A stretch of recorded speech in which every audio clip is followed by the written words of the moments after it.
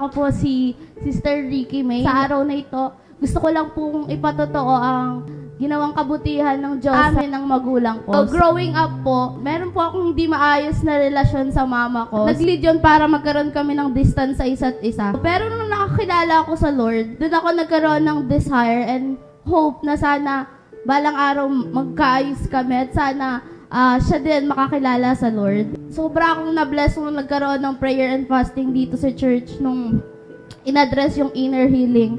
Hindi ko na-realize, meron pala akong mga bit na mga hinanakit sa aking paglaki hanggang naglilingkod ako sa Diyos. At kay mama pala yun. Akala ko po sa papa ko lang. So that day, inaras yun and by the grace of God, tinulungan niyo po akong magpatawad. Hindi lang po yun, nagpapasalamat ako dahil pagkatapos po nun, binigyan niya po kami ng opportunity to talk or magkaroon ng heart-to-heart talk.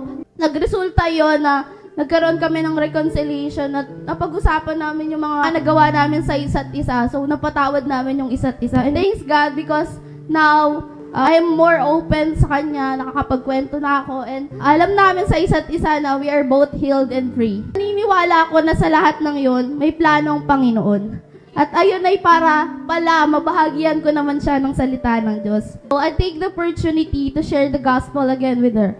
Finally, after how many attempts, glory to God because God opened her heart. Tunay talaga mga kapatid na ang may kakayahan lang pong ayusin ng patay na relasyon na meron tayo ay ang ating Diyos.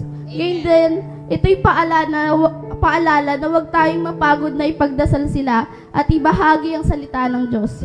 Huwag po natin silang sukuan, angkinin po natin sila dahil sila po ay para sa Diyos din. Kaya kahit may mga rejection po, patuloy lang po tayo. Huwag tayong mag-atubili na humingi ng gabay, lakas at karunungan sa Diyos. Ay lamang po, and to God be the glory.